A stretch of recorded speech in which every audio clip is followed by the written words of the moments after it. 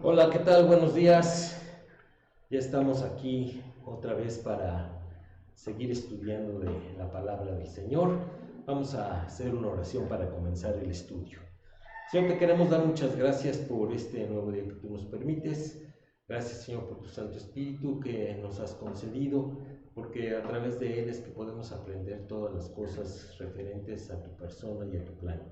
Te pedimos, Señor, porque tú bendigas este tiempo del estudio, bendigas nuestra mente y nuestro corazón para percibir las enseñanzas y tú crees convicciones firmes en nuestra mente y en nuestro corazón. Nos ponemos en tus manos y te pedimos tu bendición en el nombre de Cristo Jesús. Amén. Muy bien, pues vamos a continuar estudiando, ya esta es la tercera parte del estudio del dar cristiano, que está fundamentado en 2 Corintios 8, 2 al 7. Vamos a recordar qué dice este pasaje. Dice que en grande prueba de tribulación, la abundancia de su gozo y su profunda pobreza abundaron en riquezas de su generosidad. Pues doy testimonio de que con agrado han dado conforme a sus fuerzas y aún más allá de sus fuerzas, pidiéndonos con muchos ruegos que les concediésemos el privilegio de participar en este servicio para los santos, y no como lo esperábamos, sino que asimismo se dieron primeramente al Señor y luego a nosotros por la voluntad de Dios, de manera que exhortamos a Tito para que tal como comenzó antes, asimismo acabe también entre vosotros esta obra de gracia. Por tanto, como en todo abundáis en fe, en palabra, en ciencia, en toda solicitud y en vuestro amor para con nosotros, abundad también en esta gracia. Y hemos estado viendo que el dar cristiano es tiempo, trabajo y dinero, o cosas materiales, y que está fundamentado en la obra de la gracia del Señor en las vidas de los que son suyos. Y concluimos de que el dar cristiano es una obra de gracia, así como lo dice este pasaje. Y empezamos a ver lo que son los principios para o que rigen lo que es el dar cristiano. Y empezamos a ver estos principios, que es una actitud mental correcta para dar, que es un privilegio y función del sacerdocio, esto es, no es para los no creyentes, es una actitud del alma. Vimos con detalle que es una manifestación de la gracia, que implica darse a uno mismo, que es una extensión del carácter del que da, que es una manifestación de que haya actividad espiritual en la persona, que es el resultado de la aplicación consciente y voluntaria e inteligente de las enseñanzas de Dios, y que es el resultado de la consistencia dentro del uso de la gracia en la vida propia.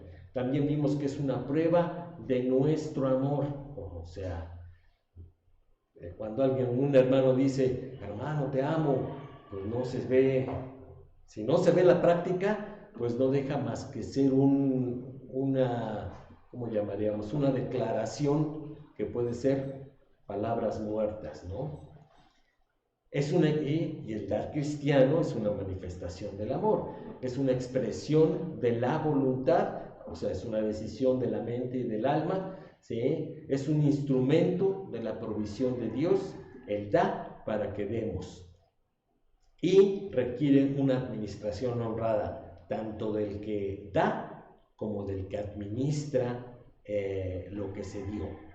Y esos 7 principios fueron los que hemos visto hasta ahorita. Vamos ahora a continuar con los siguientes principios. Y dice que el dar de gracia produce bendición de gracia.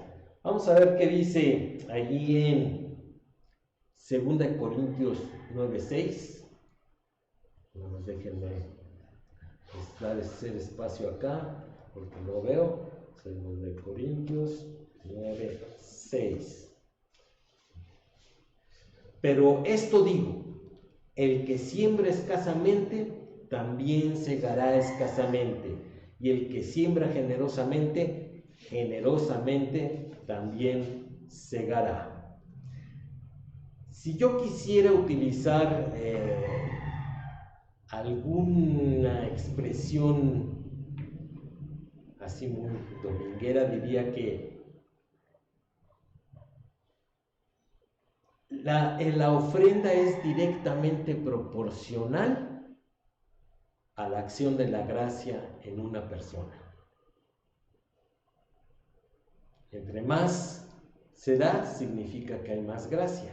Entre menos se da, significa que hay menos respuesta a la gracia. Y esto es así. Si yo quiero administrar lo que yo considero que es mío, y yo, como veo en la carne que es poquito, pues entonces doy poquito. Bueno, pues en la medida que yo dé poquito, pues en esa misma medida va a haber menos gracia para que yo reciba. Y suena así como dijeron, ¡ay! ¿Cómo?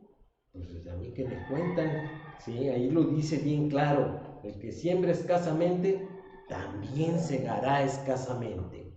Y el que siembra generosamente, generosamente también segará. Entonces aquí ustedes me dirán, entonces los de Para de Sufrir tienen razón. Hay que dar 2 pesos para que Dios me dé 2 pesos. No, tampoco es eso.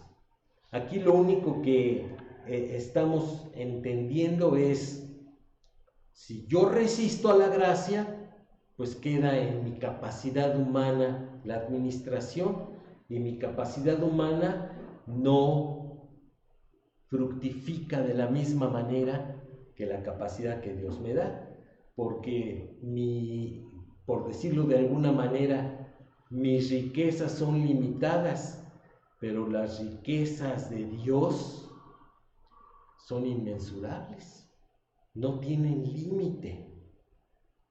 Y cuando opera la riqueza de Dios, pues no tiene límite, ¿verdad? Y si opera mi riqueza, pues esa sí tiene límite en cuanto a fruto y en cuanto a eficacia. Y por eso dice que el dar de gracia produce bendición de gracia. El siguiente principio es: el dar debe ser producto de la doctrina asimilada. Vamos a ver qué dice el versículo 7. Cada uno dé como propuso en su corazón, no con tristeza ni por necesidad, porque Dios ama al dador alegre. Y fíjense cómo dice este versículo. Dice, cada uno, esto no es algo colectivo. O sea, puede ser que alguien se pare al frente, casi siempre será el pastor o uno de los líderes, ¿sí? O un maestro, ¿sí? Y expondrá la necesidad que hay, si es que tú no te has dado cuenta. Dice, como propuso en su corazón. O sea, que vas a sentir saltitos, ¿sí? Vas a oír musiquita, ¿algo así va a pasar? No, como ya habíamos dicho antes, vas a tener una convicción. Y cuando hablamos de corazón, estamos hablando de, nuevamente, intelecto, voluntad y sentimientos. Sentimientos no en cuanto a que si oigas campanitas o sientas una fuerza o veas una luz, nada de eso, sino es una convicción. Y esos 3 elementos de tu ser, que la Biblia a veces habla de esa manera, diciendo corazón, ¿sí? Crean una percepción, un proceso y una decisión. Eso ocurre aquí adentro o aquí adentro, como quieras verlo, pero el punto es que es del alma. Esa decisión interna, dice, actúa de acuerdo a eso. Y tú no vas a tomar decisiones que vayan de acuerdo a la voluntad de Dios si tú no tienes doctrina asimilada en tu ser. Una persona que recién recibe al Señor Jesucristo, pues él no tiene doctrina, o ella no tiene doctrina asimilada. Actúa o por mandamiento o por sentimientos. Y hacen lo que le dicen que debe de hacer o lo que siente. Pero no se espera que esa sea la condición de un nuevo creyente. En la medida en que va conociendo a su Señor, en la medida que se va alimentando de la palabra de Dios, pues sus decisiones están fundamentadas en la doctrina, y el mandamiento o el sentimiento van quedando a un lado. No desaparecen porque nosotros no nos volvemos robots, pero cada vez vamos teniendo más el mismo sentir que tuvo Cristo Jesús. Y por eso es que podemos aplicar la doctrina del Señor en nuestras decisiones y también en nuestro dar cristiano. Y eso es importante, ¿ok? No quiere decir que un pastor no tiene la autoridad para decir, hermanos, hay esta necesidad, vamos a ofrendar. Lo puede hacer perfectamente. ¿Por qué? Porque tiene la autoridad delegada de parte del Señor y no hay ningún inconveniente en que lo haga. Lo que está mal es que te traten de esquilmar, ¿sí?, usando los sentimientos o el engaño de la carne para despojarte de tus recursos. Eso es lo que está mal, que es lo que ves en Pare de Sufrir o en un canal muy famoso del cable, que no quiero, ¿cómo dices, Memo? No quiero decir nombres para que no se me echen encima. Yo así lo digo, el enlace, ahí lo ven, ¿ok? Y analícenlo a la luz de lo que estamos viendo, a ver si están apelando a la gracia o te están manipulando. Eso es lo que tú debes de entenderlo. Y si tú no te das cuenta de que te están manipulando, significa que todavía te falta asimilar doctrina. Pero si con esto que te digo, la siguiente vez que lo dices, hoy sí me están tratando de engañar, ya tienes doctrina asimilada, estás creciendo. Gracias al Señor. Siguiente punto. La ofrenda, oye, se fue uno más, bueno, no importa. La ofrenda es provista por la gracia. Vamos a ver qué dicen los versículos 8 al 12. Y dice, y poderoso es Dios para hacer que abunde en vosotros toda gracia, a fin de que, teniendo siempre en todas las cosas todo lo suficiente, abundéis para toda buena obra. Como está escrito, repartió, dio a los pobres, su justicia permanece para siempre. Y el que da semilla al que siembra y pan al que come, proveerá y multiplicará vuestra sementera y aumentará los frutos de vuestra justicia, para que estéis enriquecidos en todo para toda liberalidad, la cual produce por medio de nosotros acción de gracias a Dios, porque la manifestación de este servicio no... ¿Qué dije? Manifestación. ¿Y cómo es? Bueno, porque la administración de este servicio no solamente suple lo que a los santos falta, sino también abunda en muchas acciones de gracias a Dios. Pero déjenme regresarme al versículo 9, porque ahí es donde está lo interesante. Digo el 8. Dice, y poderoso es Dios para hacer que abunde en vosotros toda gracia. El dar cristiano está fundamentado en la gracia y por tanto en el poder de Dios. Este mismo poder que creó todas las cosas, que sustenta toda la creación. ¿Tú crees que Dios no te va a dar lo que necesitas para poder participar en esta obra de gracia? Pues yo creo que sí. Si tú no crees, bueno, entonces es otro tu problema, ¿ok? Ya no es doctrinal, es de voluntad, de entrega, de amor a Dios, ¿ok? Porque aquí lo dice bien claro: y poderoso es Dios para hacer que abunde en vosotros toda gracia, a fin de que, ahí va el propósito, teniendo siempre en todas las cosas todo lo suficiente. Fíjese cuántas veces utiliza la palabra todo. Dice, en todas las cosas todo lo suficiente, abundéis para toda buena obra. Y nuevamente dice, toda buena obra. Y acuérdense que el dar cristiano es una obra de gracia, es una obra de Dios. ¿Qué me queda a mí? Pues percibir la gracia de Dios y dejarme utilizar por el Señor. Por eso es que la ofrenda es provista por la gracia. No te dice por ahí, pues a corretear la chuleta para que puedas ofrendar. ¿O sí dice eso? No, ¿verdad? En ningún lado dice, señores, hay que chambearle para poder ofrendar. Al menos en la Biblia no lo dice. Que te lo digan por otro lado, esa es otra cosa.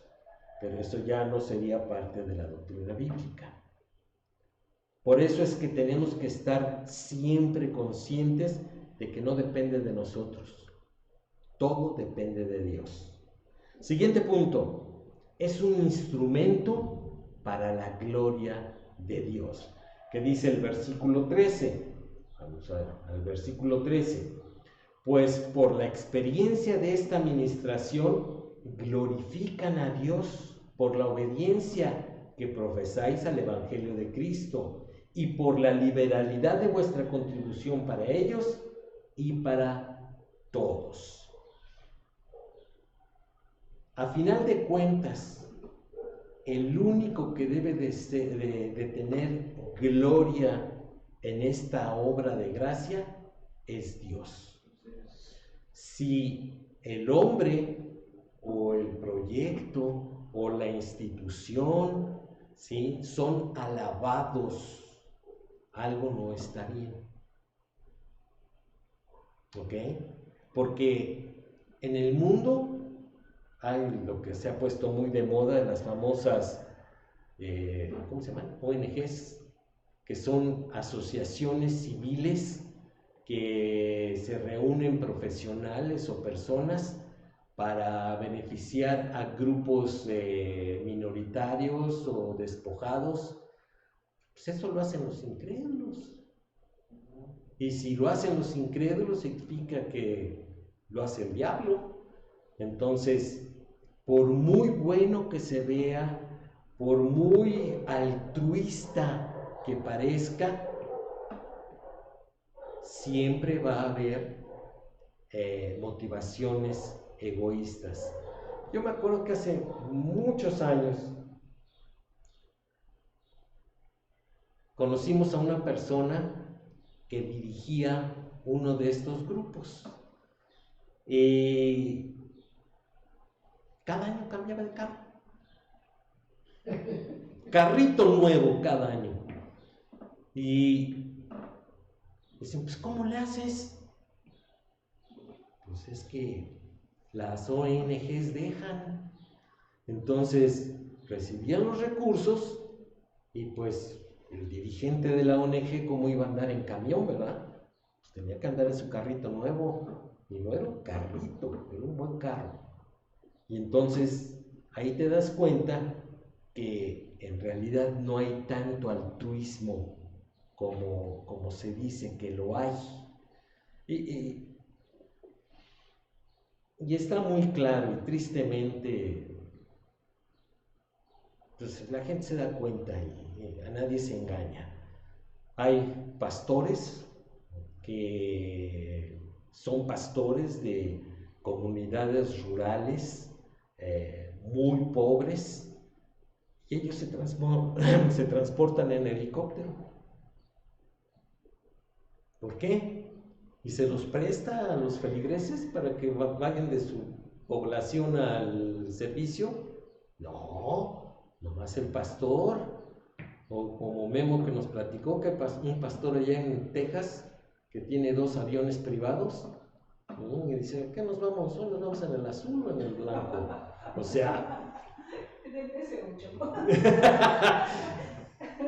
O sea, no hace sentido, no es lo que la Biblia enseña. Ahí el único que se lleva la gloria es el hombre, de una u otra manera. Eso implica que algo no está funcionando bien. Es mi responsabilidad responder a la gracia para dar, pero también es mi responsabilidad asegurarme que la administración de esos recursos es correcta. Si yo me doy cuenta y lo único que hago es decir, ay, ve a ese pastor, o ve a ese apóstol o a ese obispo, ¿sí? Se gasta las ofrendas, ¿y ya se lo dijiste? ¿Ya hiciste algo para que eso no suceda? No, bueno, es que no me corresponde. ¿Qué? Si te estás dando cuenta, te corresponde. Ni más ni menos. Hay hermanos que no se dan cuenta, realmente tienen sus ojos y su mente en otro lado, ¿sí? No es el tema de dónde, pero hay otras personas que sí se dan cuenta. Bueno, a esos son a los que Dios quiere utilizar para parar ese desorden del otro lado. No puede ser que tú digas, ay, ellos son los responsables y tú no. Si tú te das cuenta y no haces nada, también eres responsable, y tan responsable como el que está defraudando a Dios. Qué duro eres. Reclámenle al Señor. La ofrenda de gracia reconoce la autoridad de gracia. Vamos a ver qué dice el versículo 15.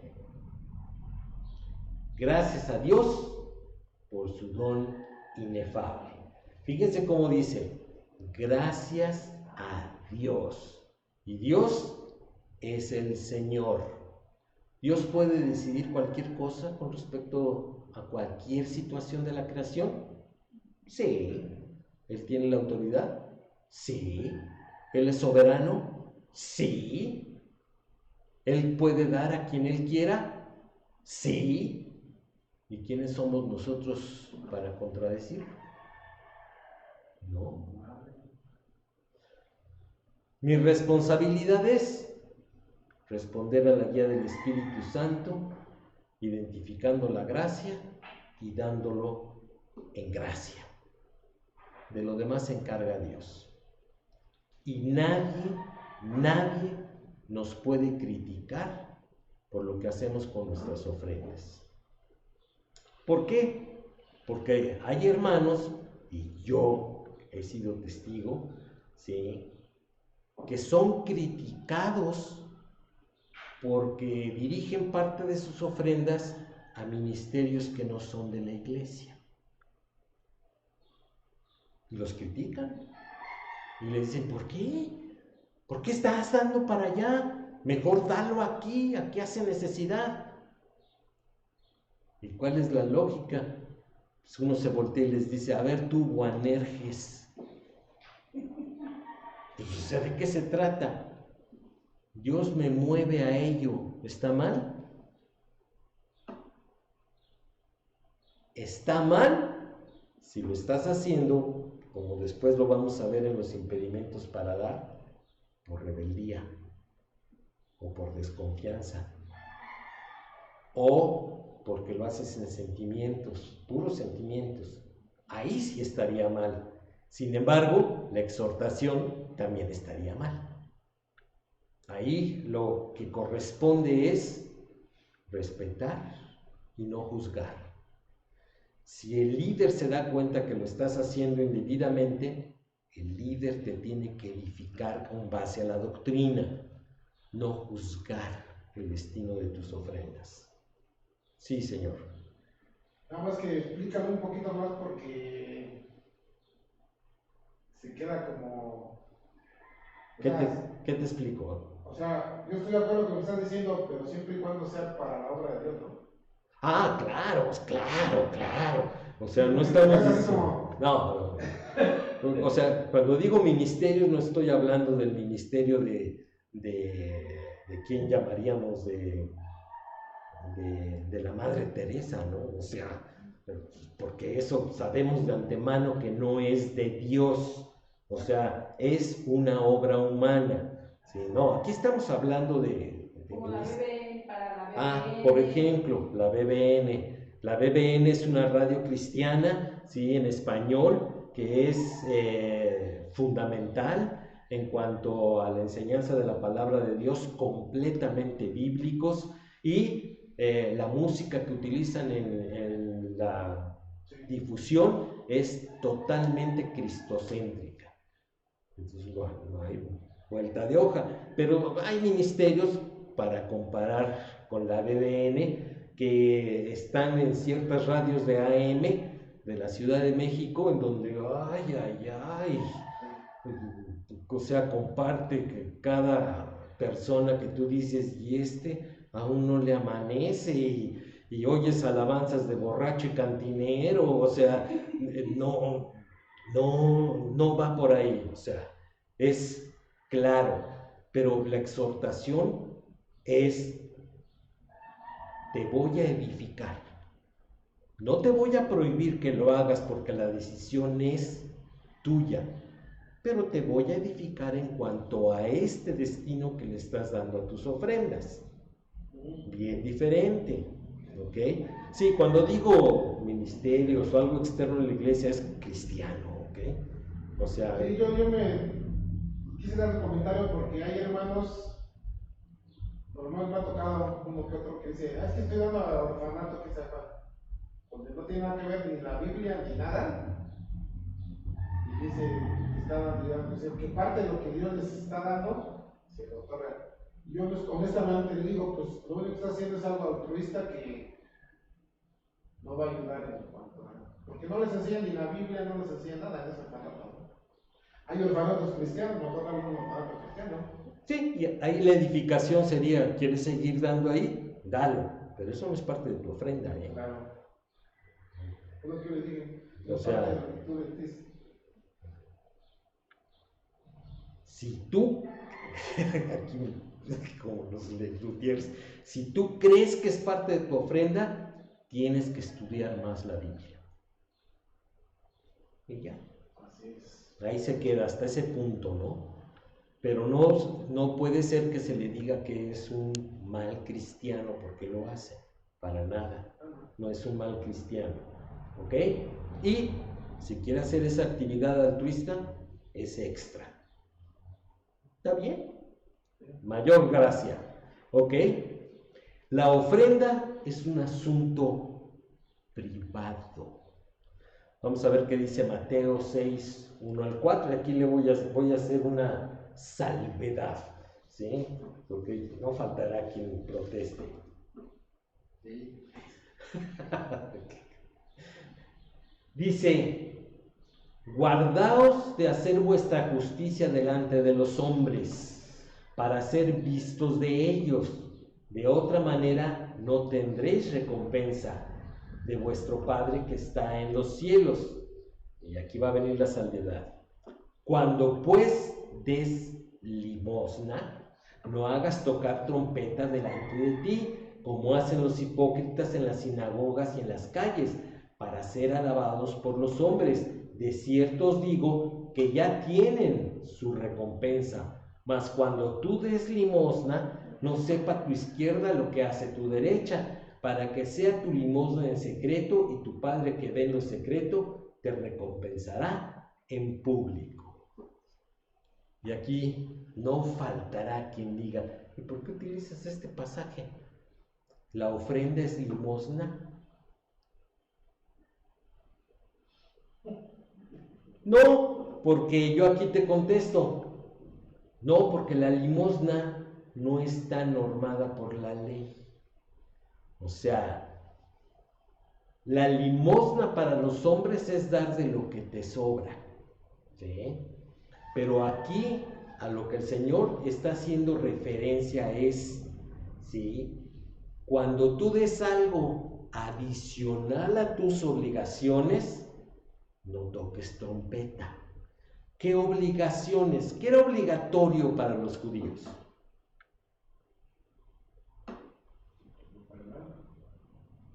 El diezmo. El diezmo era una obligación. Aquella persona que no daba el diezmo, uno estaba en pecado, y el pecado era robo a Dios. ¿Ok? Delito calificado. Entonces, la limosna era algo extra.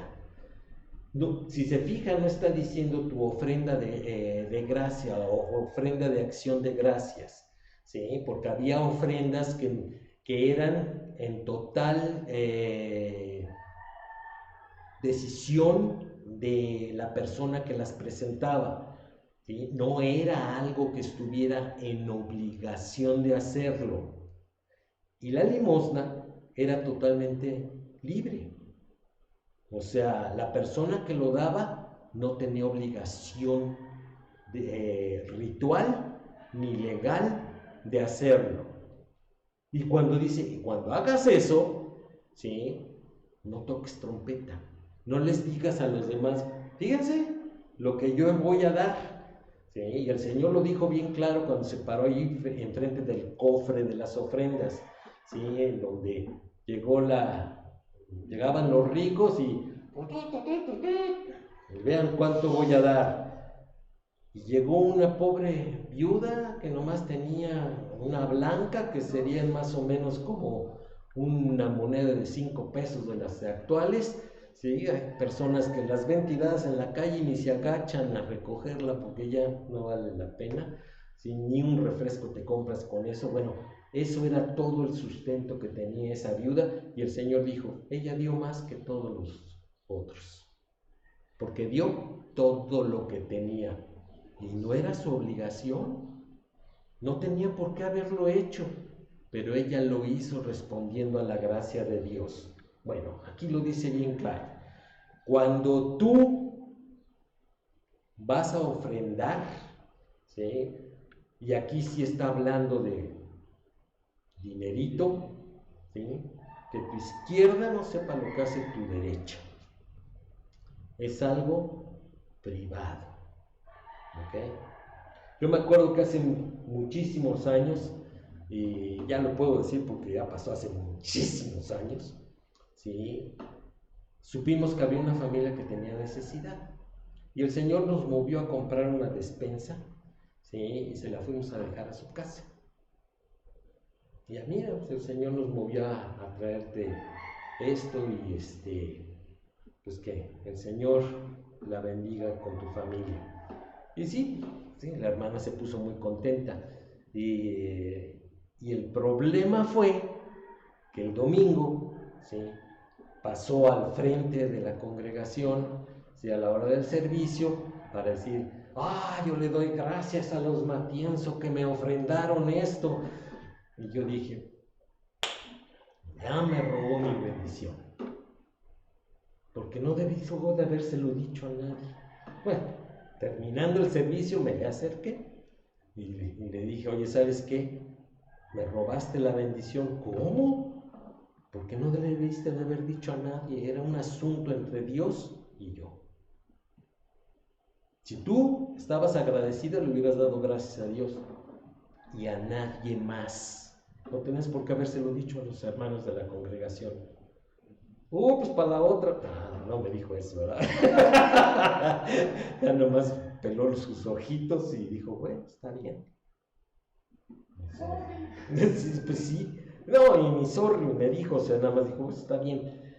Pero ese es el punto, o sea, es algo tan personal con Dios, que así es como debe de ser tratado. Es algo entre Dios y tú. Y aparte hay un versículo, no recuerdo ahorita la cita, pero dice que cuando pasa eso, ya recibiste tu recompensa. ¿Sí? Sí, pues por eso le decía yo que me había robado la bendición, porque pues yo no quería bendición de que la gente pensara, ay, mira qué bonitos son aquellos. No, o sea, yo quería que cuando entrara yo al cielo me dijera, entra buen siervo y fiel al gozo de tu Señor. Esa sí es bendición, esa sí es recompensa. No el que los demás pensaran que éramos buenitos, ¿no? Bueno, cuando se hace pública el asunto de la ofrenda, pues a eso se reduce, ya. Dios dice, bueno, aquí ya tienes lo suficiente. No, pues no, yo no me quiero conformar con eso, quiero que sea de gracia, ¿ok? Ahora, aquí el punto es en la familia. O sea, si el papá es el único que trae los recursos materiales a la casa, el papá tiene que dar la oportunidad de proveer de recursos a los demás, o que quede bien claro en la familia que la ofrenda que él da incluye a toda la familia, pero las decisiones de en qué se dirige la ofrenda es entre todos, o le da recursos, por poquitos que sean, a los demás para que tengan la oportunidad de ofrendar, pero es privado. ¿Okay? Yo he visto que se usa mucho en las congregaciones que cuando se dice, a ver, los niños pasen a sus clases, y en ese momento ves a los papás que se meten las manos en las bolsas y sacan las monedas, y sacan 5 monedas y agarran 2 y se las dan al chavo. Esta es para tu ofrenda. Y luego, ¿eso es lo que le están enseñando a los niños? Eso está mal. Así no se hace. La ofrenda se prepara desde la casa y con antemano. O sea, el chavillo tiene que tener los recursos el viernes, el jueves, o como le paguen al papá, ¿sí? Él tiene que saber que esos recursos son para ofrendarlos, y él tiene que decidir, o ella, en que los va a ofrendar. Sí, cuando están chiquitos, ni modo que hagan un sobre que le pongan ahí, no se puede, ¿no? O sea, se hace en la medida en que los niños vayan creciendo y vayan teniendo más nivel de decisión autónoma. Pero está mal el que en ese momento, ¿sí?, los papás les den para que ofrenden. Así no se hace. No están enseñando correctamente. ¿Y a quién le va a demandar el Señor? Pues al papá. Ah, sí, al papá. ¿Y la mamá? La mamá también. El papá dirige y la mamá aplica. ¿Ok? Así son los roles, Silvia. O también ya cuando los niños están más crecidos, no sé, de 8 años en adelante, lo que nos decía Omar, el que se quiere ir a Corea, que su sobrino hacía trabajos para que lo que le pagaran de allí, él ofrendaba. Entonces, más grandecitos. Sí, ya más grandecitos. Y eso pues es lo ideal, ¿no? Porque sí, ya se le enseñó y ya lo está poniendo en práctica. Ok, pero esas son convicciones emanadas de la doctrina similar. ¿Ok? Aquella persona que mete la mano a la bolsa y le da las monedas al chavillo, todavía le falta tener doctrina. Pero no se puede llamar maduro. ¿Ok? No porque la ofrenda sea un indicativo o un termómetro de la edad espiritual de alguien, no. Pero son indicativos, ¿sí?, que te pueden hacer pensar algo y después lo compruebas con otras áreas de la vida. ¿Ok? Yo me acuerdo que hace muchísimos años en la congregación, como se ofrendaba, era con un sobre, pero con tu nombre en el sobre. ¿Por qué? Yo pregunté, ¿y por qué? Porque así es como el pastor se da cuenta quién ofrenda y quién no. Y el que no ofrenda es porque anda mal espiritualmente. Pues bueno, está bien. ¿Yo qué iba a decir? Yo no tenía más que la inquietud en esa edad espiritual de por qué se hacía así cuando yo no veía eso en la Biblia. Cuando ya tuve edad espiritual, entonces mi exhortación fue, eso no es lo que enseña la Biblia. Y lo bueno es que hubo otros hermanos que igual dijeron, no, pues eso no es lo que enseña la Biblia. Y se abandonó esa práctica en la congregación. ¡Qué bueno! ¡Qué bueno! ¿Ok? Después hubo otros problemas, pero no vienen al caso. El punto es, la ofrenda es un asunto privado. La ofrenda debe ser oportuna. ¿Qué dice Filipenses 4:10? Ay, espérenme tantito.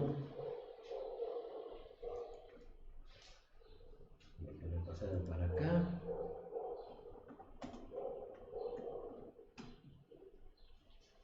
Dice Pablito, en gran manera me gocé en el Señor, que ya al fin habéis vivido vuestro cuidado de mí, de lo cual también estabais solícitos, pero os faltaba la oportunidad. Y aquí, si nosotros somos estrictos en lo que dice la Escritura, aquí no hay ningún problema. Pero, si reflexionamos un poquito más, es qué pasaba con los filipenses.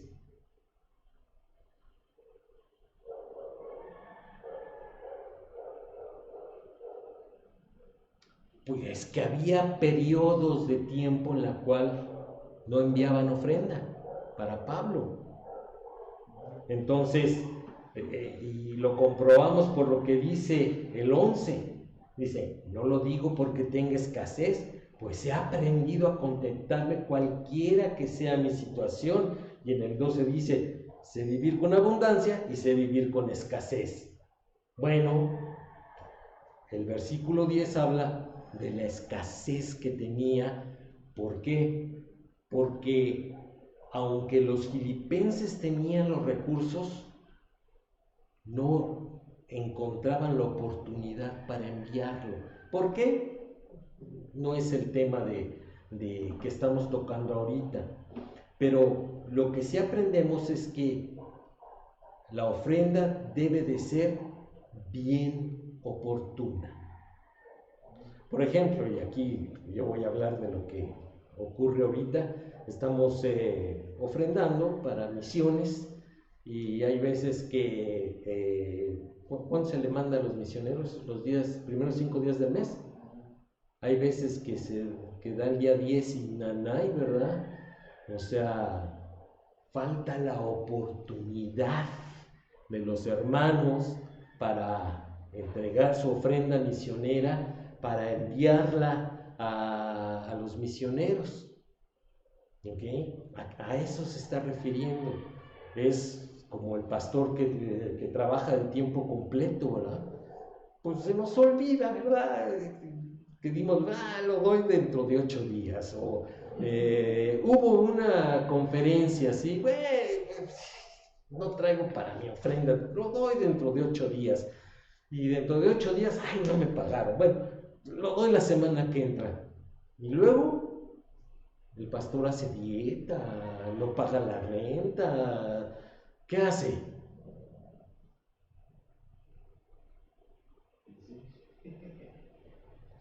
La ofrenda tiene que ser oportuna.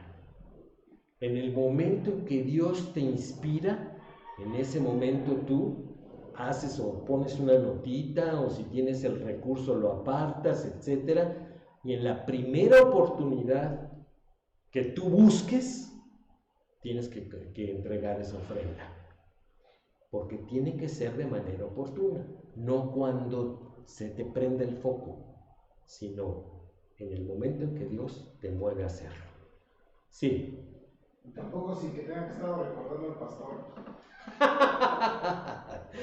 Sí, sí, ¿verdad? Se hace su cinturoncito y le para el siguiente hoyito, ¿no? ¿Cómo era esto que nos platicaron? Que le preguntaron a Pepe porque, bueno, pero decían que Pepe estaba gordito, ¿no? O sea, y le decían que Creo que por qué estaba más delgado o algo así. no, que por qué su esposa era tan delgadita y él gordito. Y él decía, bueno, es que yo como de lo que los hermanos me invitan, ¿verdad? Pues me invitan a comer, me invitan a cenar, etcétera. Y mi esposa come de las ofrendas. Por eso estaba tan delgadita. Sí, y eso no está bien, ¿ok? Tiene que ser enfocada y oportuna, ¿ok? Bien, con esto terminamos los principios que rigen la ofrenda. Si se dan cuenta, son 14 principios emanados de la Escritura que debemos de nosotros aplicar en nuestras ofrendas monetarias, de tiempo, ¿sí? O de trabajo. Y es mi responsabilidad, bueno, mía y tuya, ¿sí? El aplicar estos principios con el respecto al tema de las ofrendas. Yo quería dar el siguiente punto, pero ya creo que ya no nos va a dar tiempo, sí, si no nos vamos a quedar a la mitad y no vamos a ser efectivos en el estudio. Entonces yo creo que lo vamos a dejar aquí y la siguiente vez, y yo quería ya terminar la siguiente vez, o le doy un avancito chiquito, ¿sí, no? Vamos a ver qué nos da tiempo de terminar el día de hoy. ¿Cuáles son los impedimentos para dar? Esto es, aquí estamos hablando de aquello que estorba esta obra de gracia. El que, aunque ocurra, no signifique que es de gracia. O sea, que se reduce a ser una obra humana, un rito, un acto religioso. Y yo creo que ningún líder de una congregación desea que las ofrendas de los hermanos sean religiosas, un acto religioso, en donde crean que se están ganando indulgencias delante de Dios porque lo están haciendo. Para nada. Si nosotros no ofrendamos, la obra de Dios no se detiene. Porque como es de la gracia, Él moverá a otras personas, sí, para que lo hagan correctamente y Él las va a encontrar. Qué bueno, gracias al Señor, porque no todos los cristianos están mal, ¿sí? Y vamos a ver, entonces, ¿qué impide que la gracia se manifieste? Bueno, es porque alguien tiene amor al dinero, que dice allí en 1 Timoteo, ¿sí? 1:6, no, 6:10, ya no leo bien, 1 Timoteo 6:10. Porque raíz de todos los males es el amor al dinero, el cual codiciando algunos se extraviaron ¿de dónde? De la fe, y fueron traspasados de muchos dolores. Si tú tienes un problema con el dinero, tú vas a tener un problema con la ofrenda. Así de fácil. Y la tentación va a ser que lo reduzcas a una obra religiosa.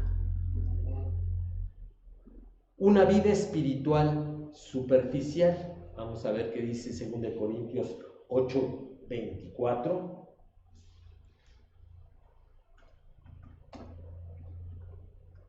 ¿Quién sabe qué hizo aquí? 2 Corintios 8:24. Mostrad pues para con ellos ante las iglesias la prueba de vuestro amor y de nuestro gloriarnos respecto de vosotros. Si tú no ofrendas en base al amor, ya dijimos que esto era una obra de amor porque el amor de Dios ya ha sido derramado en nuestros corazones, y tú no lo manifiestas para con los hermanos o para con los ministerios o para con la obra de compartir el evangelio, pues entonces hay un problema. Y puede ser que tu vida espiritual sea completamente superficial. Y cuando decimos una vida espiritual superficial, es una vida carnal o de obras. Y así no funciona el dar cristiano. También puede ser que sea por incredulidad a la provisión divina. ¿Qué dice Filipenses 4:19? Mi Dios pues suplirá todo lo que os falta conforme a sus riquezas en gloria en Cristo Jesús. Si tú crees que porque te vas a desprender de 100 pesos para ofrendar, te vas a quedar pobrecito, o no vas a comer, o tus hijos no van a comer, o te vas a tener que ir caminando al trabajo, tú no estás creyendo que Dios te suplirá conforme a sus riquezas en gloria. Tú estás creyendo en un Dios pobrecito, en un Dios que no tiene lo suficiente, que no es dueño de la creación. Bueno, pues entonces, ese tu Dios no es el Dios de la Biblia. ¿Quién sabe qué será? También un corazón egoísta. Deja poner ahí, porque el texto está tapando el punto. Un corazón egoísta. Filipenses 2:21.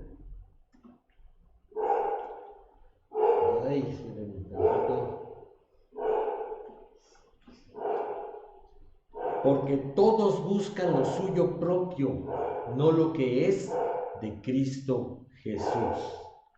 Entonces, cuando tú estás buscando lo tuyo, pues tienes un corazón egoísta. Permíteme decirte que vas a tener problemas con la ofrenda, o tu ofrenda ya va en problemada, no va a rendir, no va a ser una obra de gracia. Una actitud de rebeldía hacia el pastor. Y el texto es 1 Corintios 9, 1 al 10. Un tantito.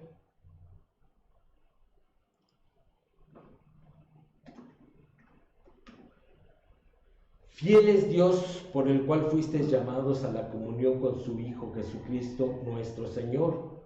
Os ruego pues, hermanos, por el nombre de nuestro Señor Jesucristo, que habléis todos una misma cosa, que no haya entre vosotros divisiones, sino que estéis perfectamente unidos en una misma mente y en un mismo parecer, porque he sido informado acerca de vosotros, hermanos míos, por los de Cloé, que hay entre vosotros contiendas.